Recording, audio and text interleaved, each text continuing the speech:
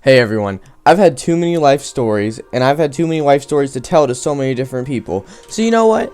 Fuck it. I'm gonna put it all on a channel for everyone to watch. And no, it's not gonna be smoking a weed for the first time with my teacher, drinking a weed, absolutely destroying a weed, growing a weed in my school, whoa, figuring a weed in my classroom, whoa! No, okay. I'm just gonna tell some life stories that have happened in my life, and not about smoking weed, okay? But without further ado, let's cut the bullshit. Let's get into the juiciness. Alright, so this happened 8th grade year around Valentine's Day with my good friend Tom and my not so good friend Jacob. Now, a little backstory on Jacob, okay?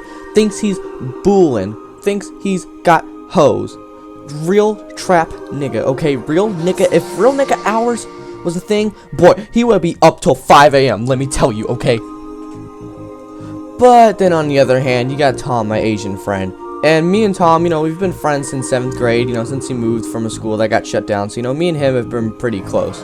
And we just met this Jacob kid this year. Anyway, so Tom messages me on Friday, and he asked me if I want to go over to Jacob's house. I asked why, and he says that he went over last time as a mistake, and apparently he got, raped or something, I don't know. So, they had a big falling out, and he doesn't want to go alone, because, legit, mate, he doesn't feel safe. So, I said, fuck it, let's go, whatever, I don't care, what's the worst he could do? Me and Tom are already bullying. So, one late night, me and Tom pull up to the house, and, it's all Gucci, it's all fine, stay the night for a day, get home, and get on with our lives. Except it wasn't okay. It was never okay. It went crap and it went terrible. This is the 8th grade horror house. Social experiment gone wrong. Alright, so we get there and nothing really happens for the first 2 hours. But then Jacob texted us and said that we should bring our swimsuits. So, naturally, we brought our swimsuits, thought there'd be a community pool nearby. But no! Okay, his grandma is rich, okay? She's got a big 20-foot pool. Shit goes 6 feet deep, my nigga. You got a jacuzzi with bubbles and Dove soap on the side, okay? Dude, this shit was lit. This shit was lit. So, he says, yo, you and Tom, get on your swimming trunks, and you go to the jacuzzi, and I'll meet you there. So, me and Tom get in our swimming trunks, we hop in, we sit in the jacuzzi. This boy, not even bullin', bruh, he comes out, he comes out butt naked, and he runs over and does a fucking cannonball into the jacuzzi. So me and Tom are screaming, hey, he's gay, but no, he ignores us. He turns on the bubbles, so his donger is under the sea with Ariel, okay, it's gone, okay. So this is the most awkward situation me and Tom have ever been in our lives. We already want to pass in our sleeps. We already don't want to wake up, and the fear of suicide is out the window at this point. So we're do you want to get out of the jacuzzi? It's getting a little bit cold because this kid's retarded. It was 31 degrees in the middle of February. So we get out of the jacuzzi and we go inside his house. Me and Tom change. We're in our clothes, and we're sitting on the couch. This boy opens up the screen door, and we see his schlong dinging along, walks into the hallway, and fucking shakes his butt, and dude, all we see is cheeks. Oh, not that bad so far? Oh yeah, it's bad. It's really bad. So, he takes off his towel. Boy, naked, dirty ass. He's mixed, so he's really dirty. He's a dirty, bullin' kid, thinks he's hard. I already stated this, but let's get on with the story. So this kid thought he was funny. He was yo, we're gonna have this uber late night gaming. So I'm alright, whatever. He's we're gonna need some Monster, we're gonna need some Doritos, we're gonna need some Mountain Dew, we're gonna need all this shit. So I'm fine, alright, where's your nearest Walmart? Where's your nearest Kroger? Literally down the street. So me, Tom, and Jacob set out, and we're going out west to find some Monster. Walking down the trail, we cut through this weird ass fucking wooded area, okay, and we arrive at the Kroger, right? We go into the Kroger, me and Tom, looking at should we decide between cinnamon or apple Pop-Tarts, my nigga? And Jacob, man, we see him and he walks past us. We go, Jacob, my man, my sweet boy, where you going? Jacob walks to the condom section and picks up He picks up Trojan condoms. Okay, and mind you, okay, I was 13 at the time. Tom was like, I don't know, Asians don't age. And then Jacob was like 13 or 14 or probably 15. He probably like failed a couple grades. I mean, that's not my problem. Anyways, so we go up to the machines, and guess what? The machines aren't working. So it's pretty much the most awkward thing ever, because we gotta go up to the clerk and we have to see like this like 30-year-old like man scan condoms for a 14-year-old. Okay, and me and Tom, like, we didn't know him because we thought he said he stole from this store before and all this stuff, and like he's retarded. He said like the SWAT team came because he had like an airsoft gun on his roof. Okay, but first of all, like, it has an orange tip, like I've seen it. And then second of all, he said that the SWAT team had AKs when they don't carry AKs. Isn't that like an ISIS weapon or something? Isn't that like a Islamic State? Anyways, off track. So unfortunately, we get the condoms and we go home. And you know, me and Tom are just sitting there, you know, ready to have a radical gaming session. You know, maybe play like the shittiest game ever, Advanced Warfare, and you know, maybe down a couple do the do. Yeah, okay. But no. Mr.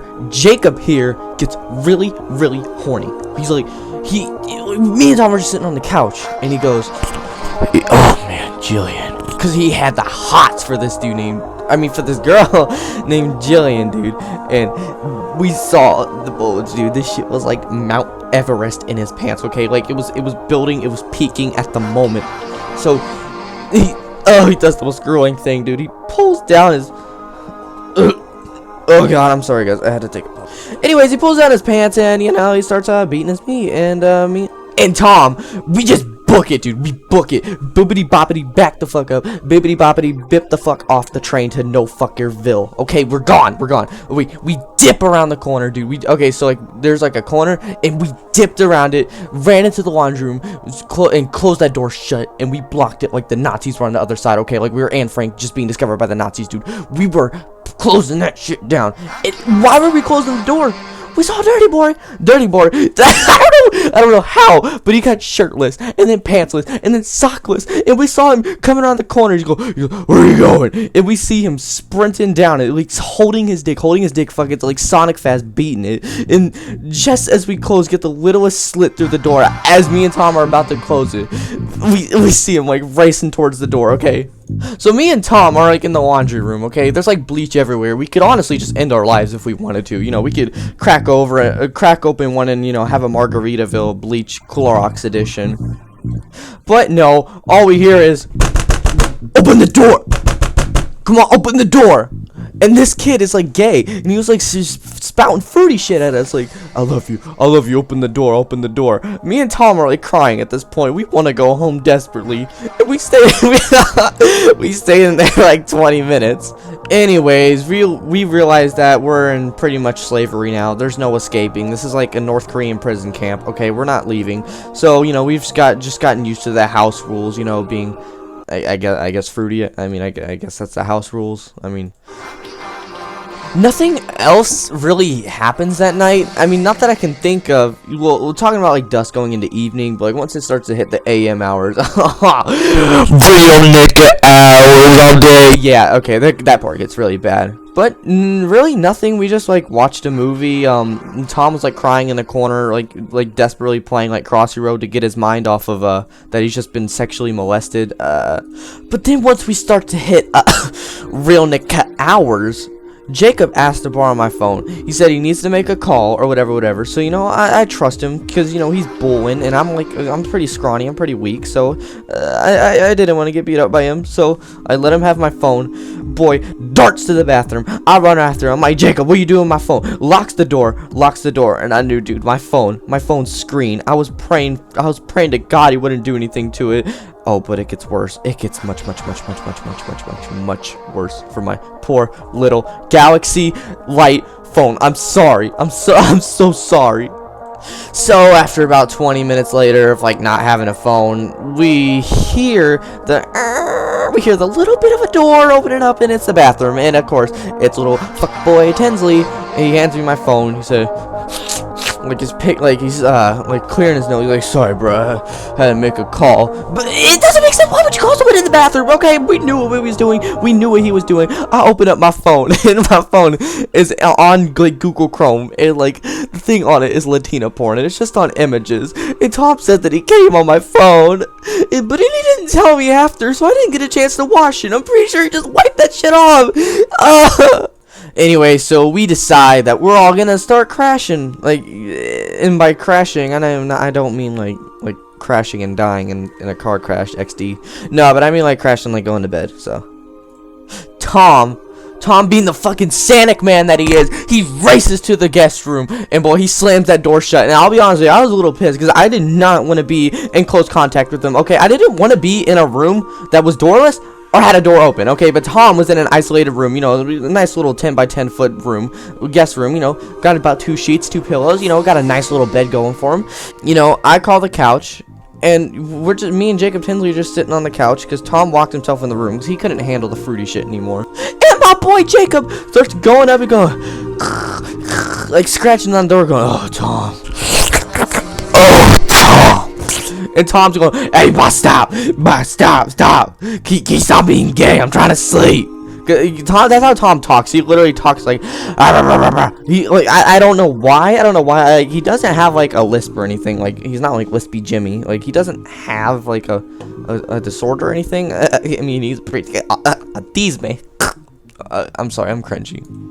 But anyway, after having air sex with like his door for like 20 minutes and like about to like fucking put a hole in the door with his fucking penis, we decide to go to bed. Alright, so he goes into his little room, you know, it's got a little like, it was in the basement, so he's got like a nice little like 2-bed, you know, nice little comfy comf.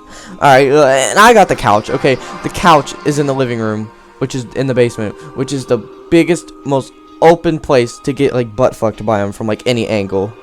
So I can't sleep because I think this nigga's gonna rape me in the middle of the night. I literally think he's gonna pull out his dong, get hard, put on a condom, stick it in my ass, and it's gonna be over. Okay, so I can't sleep. So you know, I'm watching like Vanos in the morning on my fucking cum stain. But I'm just watching Vanos gaming on like my cum stained phone.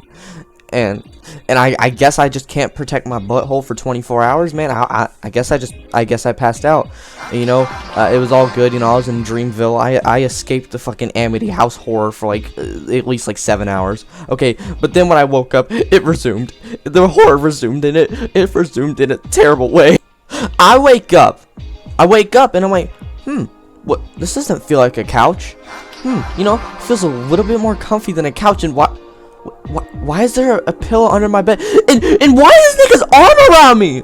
Yes, I am not joking. Apparently, he picked me up and carried me into his bed in the middle of the night while I was sleeping, and then put his arm around me, and then put me under his covers with them. No pillows, no nothing in between us. He was literally hugging me while we were sleeping. It was the most disgusting thing ever, and I didn't even notice, and apparently I just let it happen until Tom came in, took a picture, and called me gay, and that shit wouldn't be let down for 2 weeks. Everyone called me Fagatron for like the last 2 weeks. So I woke up and I was mad at Jake. I was like, Jacob, why did I wake up in your bed, you fucking fruitcake extra pineapple? He was like, hey, bro, there's this scary movie shit. Like no joke. He was still afraid of like the boogeyman or like the fucking Slender Man or something. And this kid's like 14. So honestly, I think that's a bullshit excuse. But still, it doesn't give you the right to sleep with another man/child. So anyways, I guess I just let like the cum in my butthole that he left in there last night just dry out, and we decided to go up. You know, it's Valentine's Day, so I guess that's why I got so horny.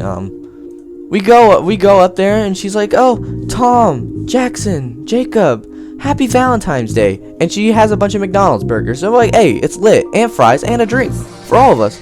So we're like, hey, it's lit. So, you know, we take all that stuff when we go back downstairs, and my bright idea, you know, we're just eating the fries, smashing and dashing.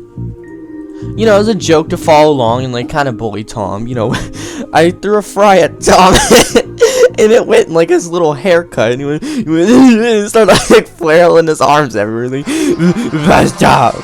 So Jacob Tinsley goes, nah, that's not how you do it. You do it like this. And he throws 3 fries at Tom and like boom, boom, boom, chest, arm, neck. boy gets dunzoed. Tom's getting salty because of all the salt that came off the fries, of course. And he's also just getting a little mad. So I go, Jacob, my boy, little old Jacob. That's not how you do it. Grab the whole thing, large McDonald's fries, chuck that shit across the room. Michael Phelps, Michael Bayan throws it all over Tom, and Tom gets so mad. There's fries literally all over the floor.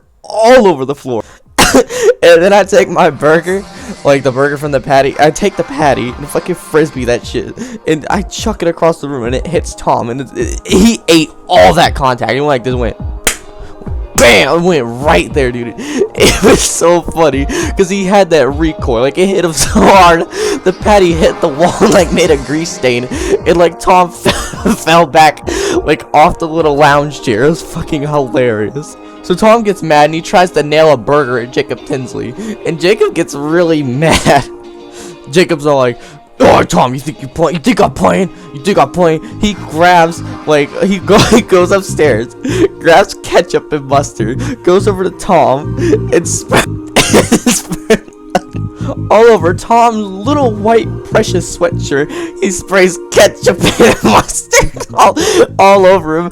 Okay, and Tom is like fucking furious. Okay, Tom's like about to transform into the Hulk at any second. Okay, Tom's about to go rage mode, combo mode. Okay, he's done. Tom grabs the whole freaking cup of McDonald's, like a fucking large thing of Coke, okay? And he chucks it at Jacob, and literally Jacob's like 2 fucking feet in front of him, but he misses and hits the wall behind him, and the shit explodes like a fucking frag grenade all over the wall. There's fucking Coke all over the wall, all over the floor, all over the carpet, and Jacob Tinsley loses his shit. He gets so mad. So Tom runs to the restroom to wipe all the ketchup off his shirt and all over his face because he got it in his hair too. So he runs over, and then when he's turned on the light switch, he gets a little dibbity dab of ketchup. He gets a little bit of ketchup on the light switch, and he's in there washing his hands, and Jacob Tinsley goes, Tom, you need to clean up that mess in there. What is that? What is that? And Tom turns around and he's pointing at the ketchup on the light switch, and then Tinsley is like, you need to clean all this up, Tom. Okay, and Tom, you know, not obeying our master at this point, like not obeying like the housemaiden not obeying like housemaidens we are. Like, why would you not obey him? Okay, but it gets better because he didn't obey him. Jacob goes into the laundry room, gets a whole can of Febreze, shakes it up, and he goes over to Tom and sprays him in the face. He goes, shh, and Tom goes,